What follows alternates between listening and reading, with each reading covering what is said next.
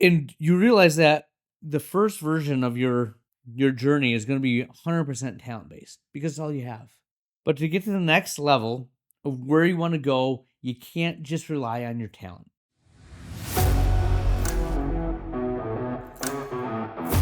All right, my friends, the Ultimate OD podcast. We are taking a trip down memory lane, starting back when I was fresh and new, cold start, to becoming the CEO, to the new version of me I'm creating in 2026. This is a CEO mindset episode. Thinking about your business as a CEO owner versus an operator OD. We have the closing thought of the episode. This is the Ultimate OD podcast. Here we go.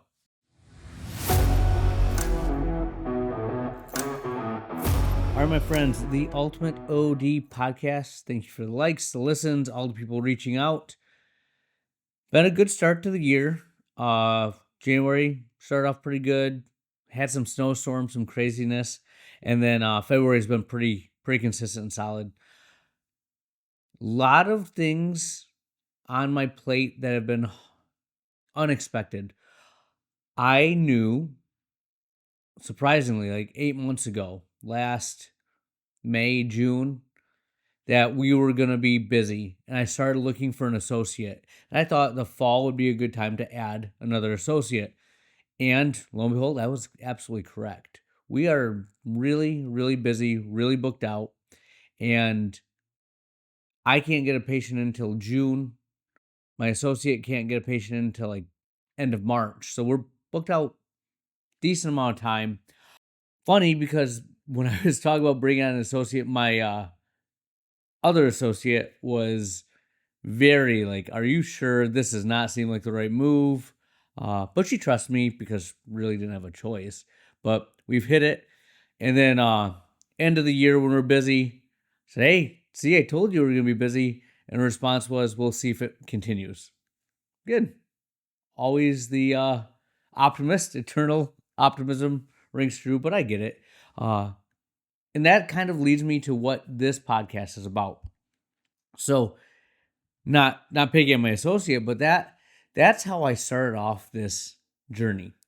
In 2011, graduated optometry school, was going to work for Lens Crafters, and on the east side of the state. A couple things happened. They said they'd have a job for me when I graduated, and they kind of blew me off. And I realized what it's like to work for someone. And my best friend was like, "They are going to tell you what you're going to do. You're not going to have much say." And that was really hard for me to take. And eventually I turned on the opportunity, started cold. And what I relied on there was a lot of ambition. I was dead set that we were going to be a great office. I didn't know what it meant to run a business. Shoot, 15 years later, I'm just now figuring it out, right? And even then, I'm trying to learn more.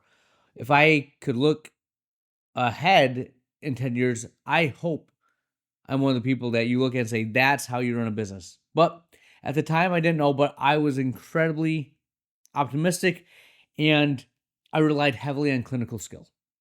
I was a good doctor in terms of my intelligence, and I was pretty good with communicating with people. I've gotten a lot better because when you're running a business, it's different than being smart. And I was smart. I knew all the answers. I knew the textbook ways to treat things, but I wasn't great at conveying them per se to my patient in a way that they'd be receptive to it. Kind of pushy and arrogant because I thought I knew everything. And that led me to tying my identity to being a good doctor, which led me to tie my identity to the success and failures of the office. And this is something I don't recommend.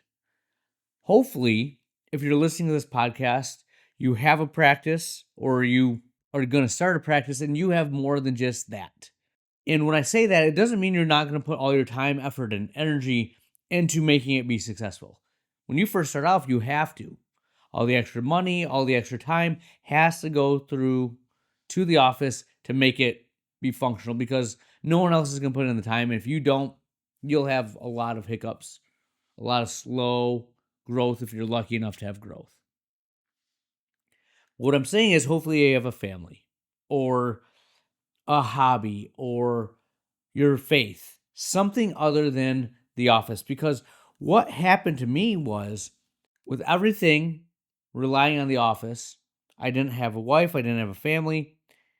That was my claim to fame.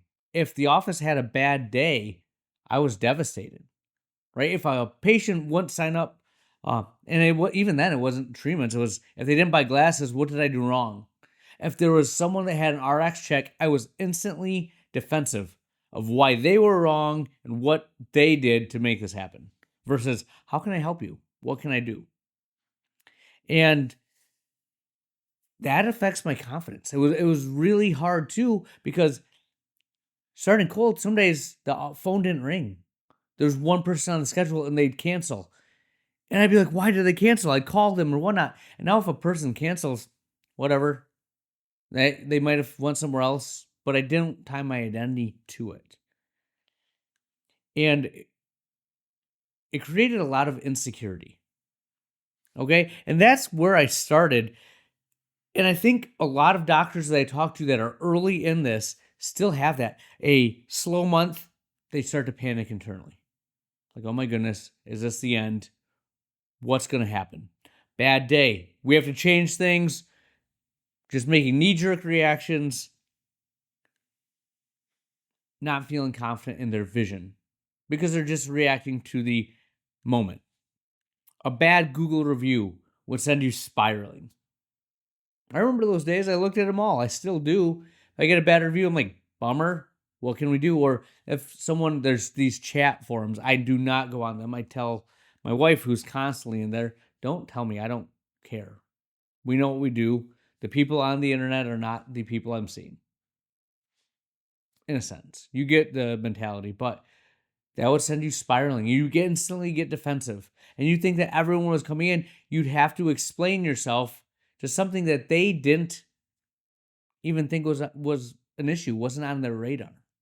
And then any pushback from staff instantly was, what do I do? I don't want to lose the staff. If I didn't have them, it'd just be me. How are we going to get through the day? It was a very uncertain time. And it's not the greatest season, but it's how you start. And there's nothing wrong with that. And you realize that the first version of your journey is going to be 100% talent-based because it's all you have. But to get to the next level of where you want to go, you can't just rely on your talent. And when I think about new doctors coming in, new associates, I hope if you're going to work for me, you're talented. But the next level is a little more than that. And that's where I go to phase 2. And this is what we've talked about. Probably the past 12 to 6 months I've talked about it. I've gotten really intense with it the last, 2 to 3 months.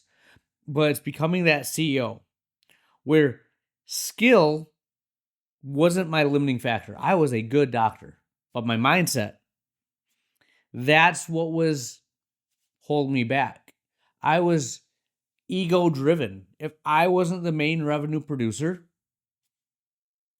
I lost my identity. There was something wrong with me. I was competing, and I'm always competing, but more out of to prove to myself that I was good. Right? Imagine you are always the best. You only answer to yourself. You bring in another doctor. What if they're better than me? Now I hope she is. I want my associates to be more productive than me. That would be a great day. Don't get me wrong. When I see patients, I'm going to give everything I got. And because we have a great, healthy relationship that we can share numbers, we can share ideas, wide open. I will take them into the exam room and show them what I do if it helps, right? Open book. But I'm hitting goals that I've never hit before because I have someone else in the office that's driving me and pushing me. And I feel like she is getting better because she sees what can be done. And her mindset is, if he can do it, I can do it. I love that. I hope the new doctor that comes on has that same mindset. If they can do this, it can be done, and I can do that. That's why I hired him. I believe he can do it. But that's where you go from the emotional operator of a business to the metric-driven CEO. We talked about this. You have to have your revenue per patient, your capture rate, your scorecard that you look at on a daily basis. Not on a daily basis. I say that. My scorecard I've gone to looking at a weekly basis. And even weekly is probably a little too much if you're making decisions off of it. Monthly is good. Quarterly is even better. Where are we trending? What can we do? Big picture. Now, if there's something at hand, like we're turning patients away because staff is answering a question wrong, you immediately attack that and jump quickly to fix the problem. If you have a patient that has an issue, step in and make it right if it's a big issue. Otherwise, let your cooks cook. Let your business run. Find out where you're weak. I purposely try not to go into the office on Fridays now because I want it to break down if it's going to break down so we can find the weak points. I purposely try not to interject myself into the day-to-day operations because I want to see what breaks, where the bottlenecks are. And that word, that idea, bottleneck, I've never said it more in my life the past 6 months, but that is how you create systems. Where's the bottleneck? How do we fix it? And by doing this, by looking at it from a big picture perspective, my confidence doesn't fluctuate by the day. My clinical care is consistent because I'm not reacting to how the last exam went or how something happened before. I can look myself in the mirror and say, I did exactly what I was supposed to do, and this was the right decision, and I'm better for it. And I walk away and I'll move from there. And if I made the wrong decision, I'll learn from it. I'll get better. Slow weeks are not mental breakdowns for me anymore. There are times for me to internally reflect, look at strategy, see how I can shift. So my confidence in my business stopped being dependent on compliments or direct feedback and more from things that I can control. My KPIs, the initiatives that I'm putting in, the systems that I'm creating. And it's a much better place to be. I would love to be in a place where 1 to 2 days a week I'm seeing patients. I feel like I have to do one just to stay connected to the system, but I am a business owner at heart versus an optometrist. I like optometry, but I love running the business more. That's where if I could spend my time, I would love to put it there. And the cool part about this is I come from an athletic background. To get this mindset, to get this discipline that I've created, you can train it. I've made it so now Monday through Wednesday, I do not look at numbers. I don't know where we're at in terms of the month, what's coming in, how I did for the day. End of the week, I'll look at that. It's giving me a better ebb and flow. I have more peace, if you will. I think peace is the word I'm looking for during the week. At the end of the week, I have strategy. Good balance. So that's something that I've created. So that's the journey up to now. Well, this leads me to the heart of the episode, and this is the idea that I want to get across to you. I was listening to a podcast today by the founder of Tom's. Really impressive dude, created awesome companies that give back to the community, giving away pairs of shoes. One of the things that they did, for every pair of shoes that they sold, they would give someone in India cataract surgery. It was like $16 to do cataract surgery in India at the time that they did it. And he gave a bunch of people sight. That's someone that's outside of the optometric world that's giving people vision, hope. Doing something bigger with their gift that they've been given, with the business that they've created. They have a bigger goal and vision. And something that he said that I'm trying to evolve to. This is where I'm at right now. This is my focus for 2026. And he said that you need to have big goals loosely held. I'll say it again. Big goals loosely held. And this is the key to being a small business owner, to being a 1 to 3 practice CEO, optometrist owner, right? Because we can pivot. We can act quickly, we can see an opportunity, and we can pounce. Speed is our advantage. Go to a big corporate entity and they do not move fast. They move very slow. It's very bureaucratic. Talking to one of my good friends who's a chief operating officer of one of the two biggest roofing companies in the nation, right? And he says the difference from running his business, which was huge, to what he's doing now is there's two camps. One's entrepreneurial based, the other is corporate world. And corporate world loves meetings, teams, paperwork, and slowing things down, where the entrepreneur just wants to move fast. Make a decision and go.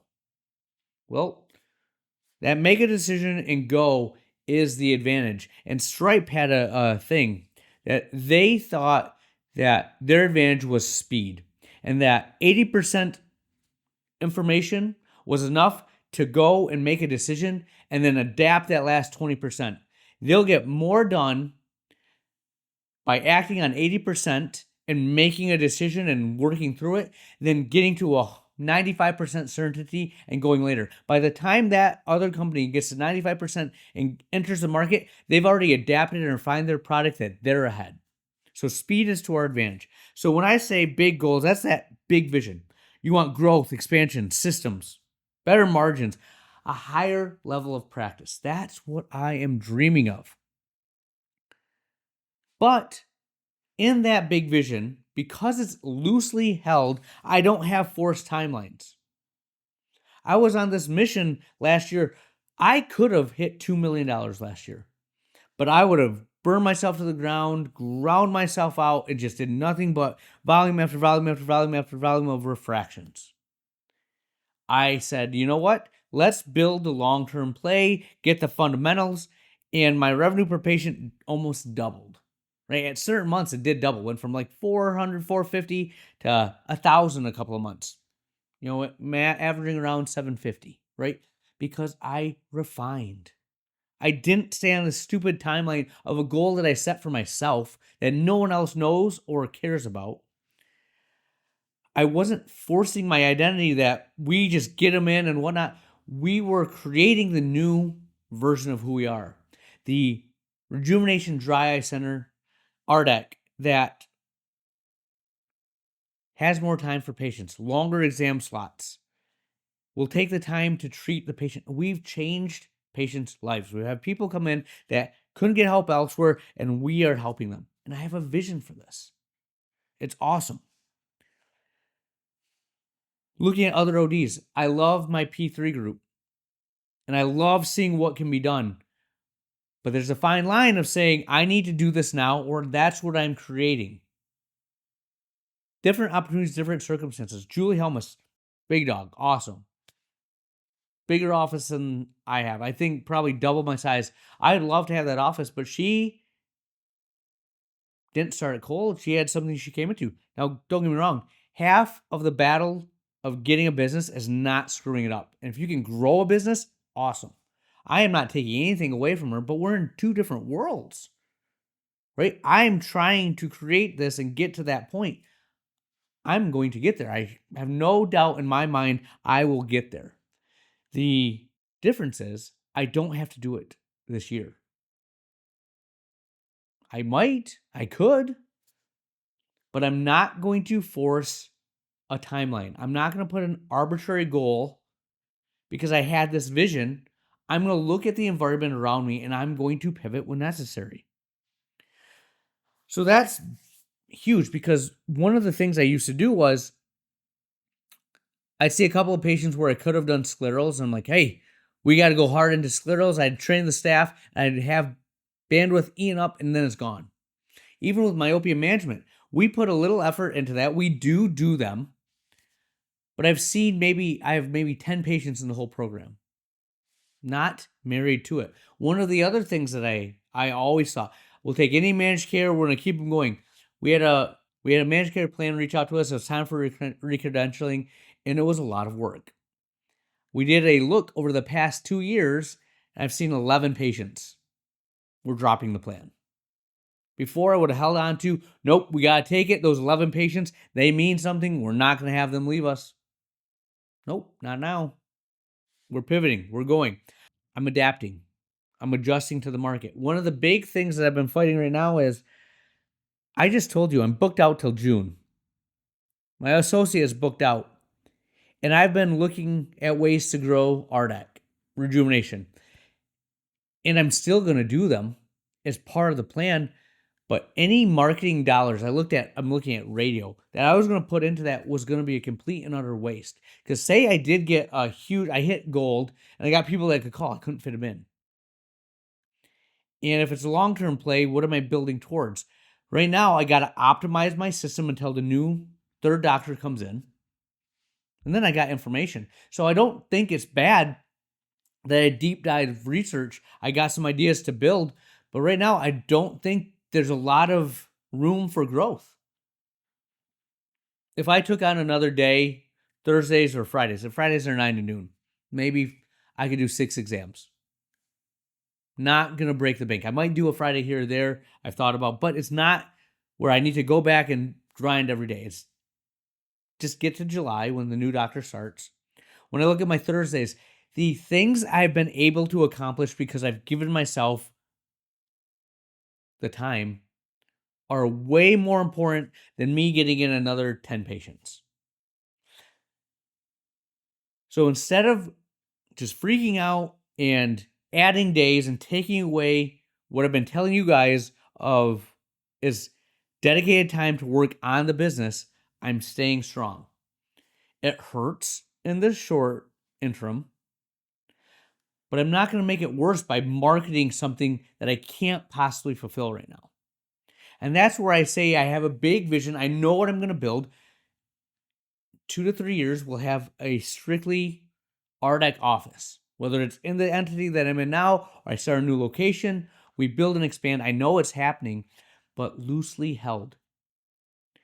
The season that I'm in right now, the environment that I have is optimize my schedule for the next 3 months to get as many patients as I can get in and serve them in our new model and still have my specialty dry eye clinic that I'm not collapsing. I'm just not expanding yet.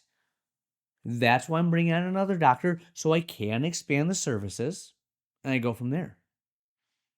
And look at what's happened. Look at my journey when it was solely me based on talent. And I was up and down on every little nuance. Pair of glasses sold, slow day, cancellation, it all affected me.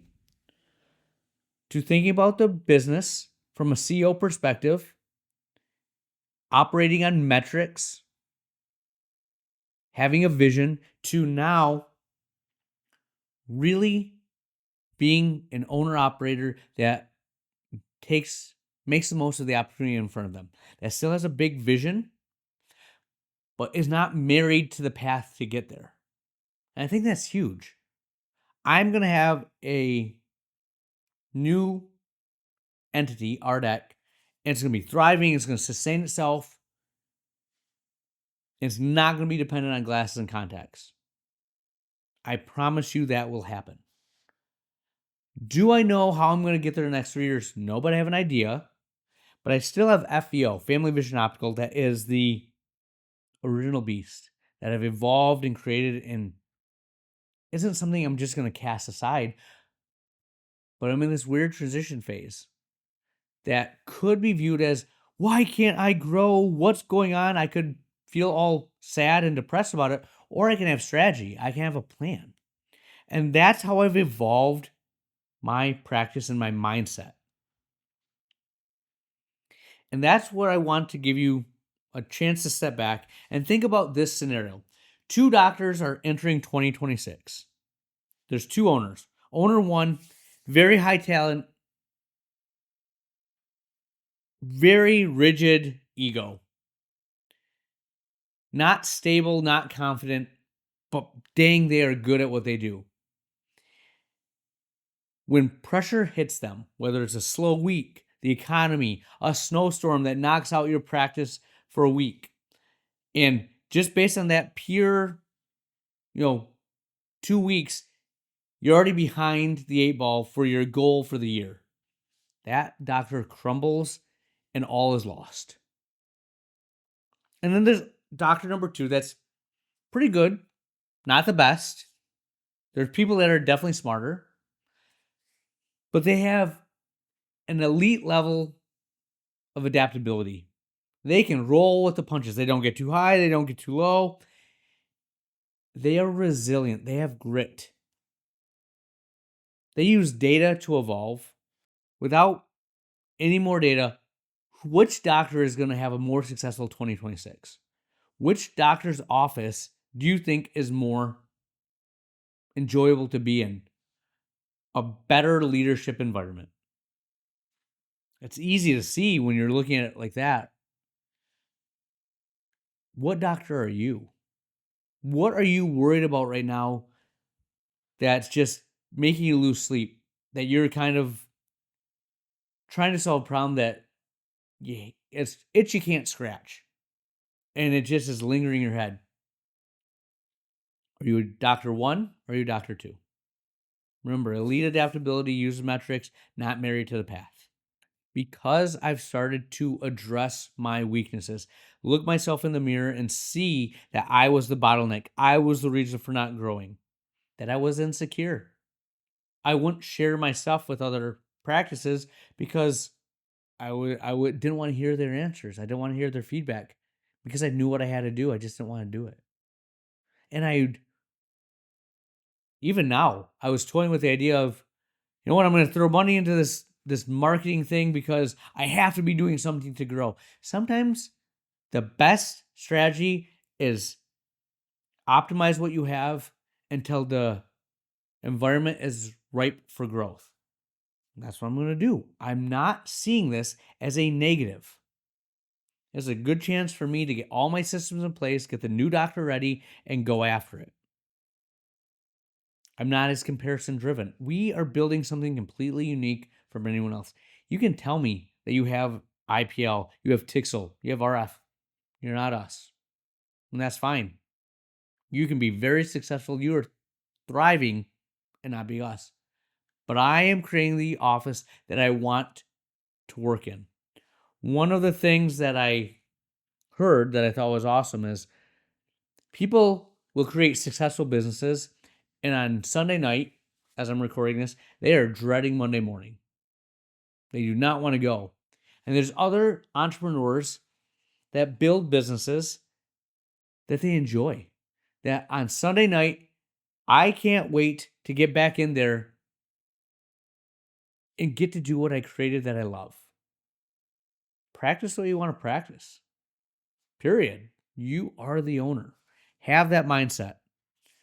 So remember, the market's going to change. Reimbursements will change. Staff expectations are definitely going to change. Change for me over as I've grown. PTO, all vacation, all these things have changed. The rigid will break. The adaptive will compound and grow. So what I want you to do is take my lesson that talent is what got me here. Open the door. Being adaptable has kept it open, and mindset, which is trainable, is what's bringing me to the next level. And that's something that I want you guys to take away is take a step back and think about your mindset. Are you resilient? Are you the bottleneck? Are you holding yourself back? In that first stage where you're the only doctor, I can almost guarantee if you're not where you want to be, it's because of you. You're not delegating, you don't have enough vision, you're pivoting too much, you're not leading the way you should. But in those early stages, it's you. Why do I know that? Because that's all the business is. Once you get more parts and it's not solely dependent on you, you're not the bottleneck for patient care, for making changes, for making things happen, then you can get a little more creative in your management style. But right now it's you. I'm talking to you because essentially I'm talking to myself. Look at your mindset, big goals held loosely. That's what I have. We'll have more for you next week. Where, oh where has the time gone? We are to the closing thought of the episode, and today we will end with a quote from Steve Jobs. For the past 33 years, I have looked in the mirror every morning and asked myself, if today were the last day of my life, would I want to do what I am about to do today? And whenever the answer has been no for too many days in a row, I know I need to change something. I think that's a perfect analogy for this episode. And honestly, I'm going to leave it at that. How many no's do you get on a weekly basis? More than 2, I think you got to do something different. That's what I got. Dr. Lily out.